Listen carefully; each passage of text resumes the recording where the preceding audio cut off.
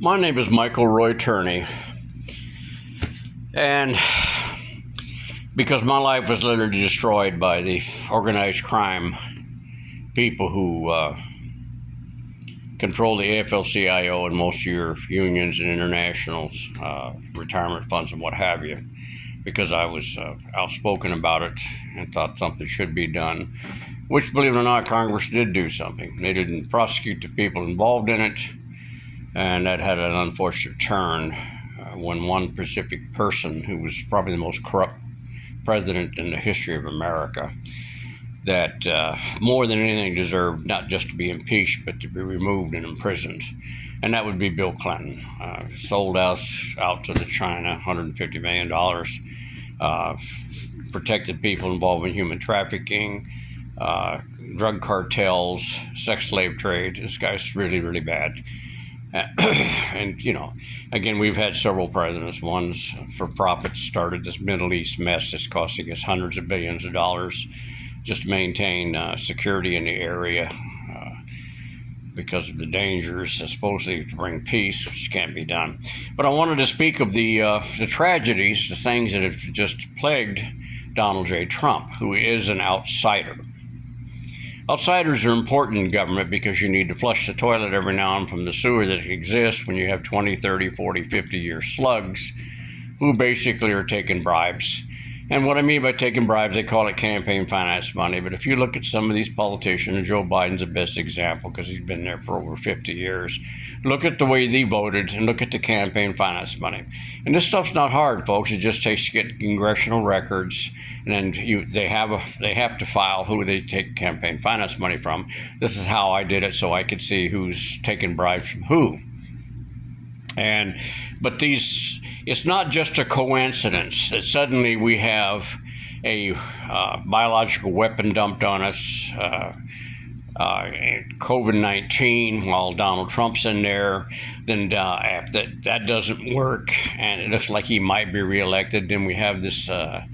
They bring in a slug like Joe Biden, and it's rare that you can get an incumbent when the economy is doing decent to get them voted out. Unless, of course, that you have a situation like what Ross Perot created when he put in the White House one of the most evil ones we've ever had, the Clintons, who still control Washington.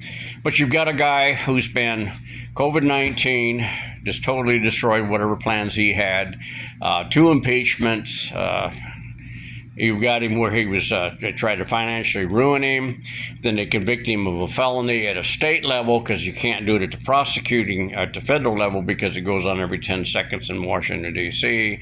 Then you have this very unusual circumstances, again, faced with the lone gunner who's is killed before he can actually be interrogated properly to find out who else is involved in his situation or who might have talked this young man into doing this. But you got to look at this, and now, I guess because of all the news media and all the exposure, they're going to go ahead and say, well, these Secret Service guys messed up. And you get to the facts, I'm sure these men have all been threatened with their lives. You're not going to get to it.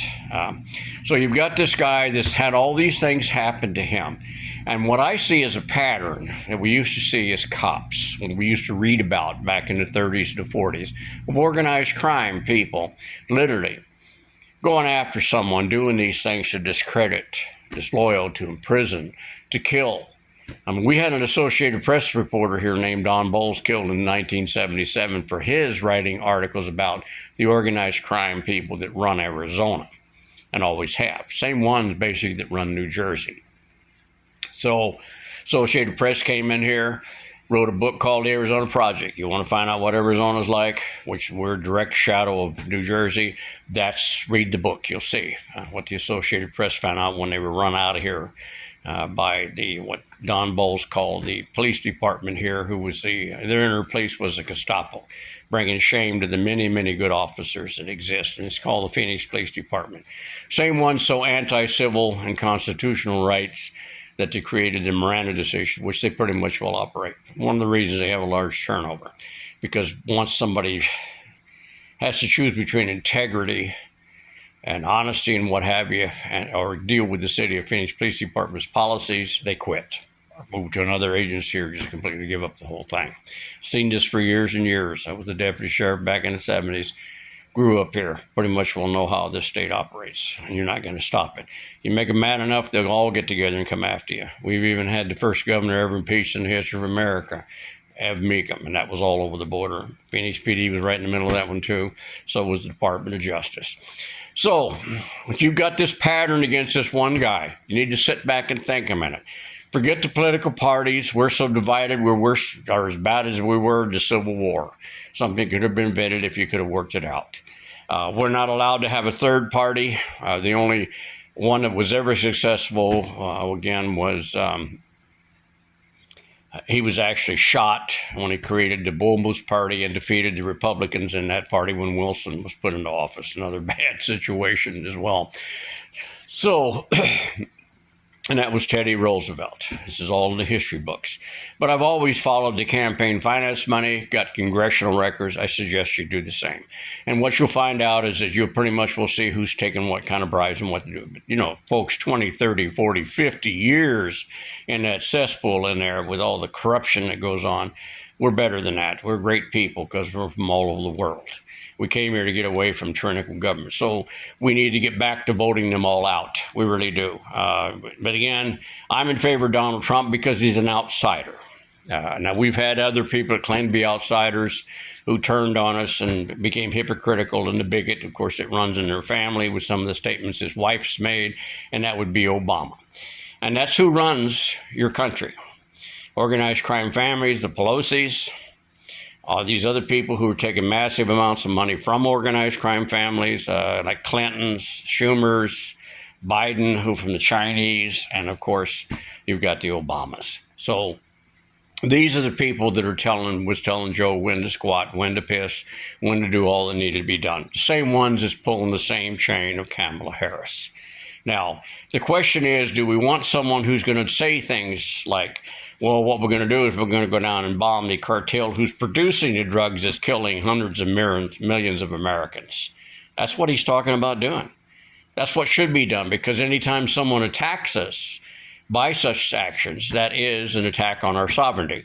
And we should have done that to begin with. The war on drugs didn't work, folks. It just imprisoned a lot of people, made us look like total hypocrites with the largest prison population, more convicted felons, total destruction of the family unit. And that's all from the politics and trash and junk from Washington, D.C. So that's why am I promoting it? I mean, you've got a Democrat family, the Kennedys, for criminy sakes, that are putting their support behind Donald J. Trump instead of a Democrat because they know how bad the Democratic Party. They're owned and controlled by the very people that I took an oath as a police officer or deputy sheriff to in fact go after. These are the people who need to be prosecuted, but they're running it. And that is the Schumers, the Pelosi's, the Clintons, and again, the Obamas, who again, the hypocrisy of his wife alone makes me sick to my stomach. Though her criticism of white people as the general who elected her husband twice, and then she's ashamed to sleep in the White House because it was built by slaves. I mean, that's the hypocrisy, and Obama did the same thing. Claimed to be an outsider, he was not. Donald Trump is an outsider, and this is what happens to outsiders who are going to disrupt the criminal activity that control our country. And this thing about taking this guy and impeaching him twice, just trying to destroy him financially, convicting him of a crime committed every 10 seconds, all this is insane. And then the attempted assassination, where the assassin himself was actually killed, just like we had with in the Kennedy situation with Oswald, so that we won't ever get to the truth. So this great nation can only continue if we, the people, step up and take care of this. They're not going to do it in Washington. There's not going to be any term limits. So the only chance we have is at the voting polls. We need to vote all out, all incumbents out. Can't keep a single one of them. We don't need them anymore. Put in Trump for 4 years. That's all he's going to be. And then what we need to do is hopefully he'll maybe go through and do an investigation of assassinations and prosecute these people, put them in prison. And I just named the people that need to go to prison. You have a good day. Thank you.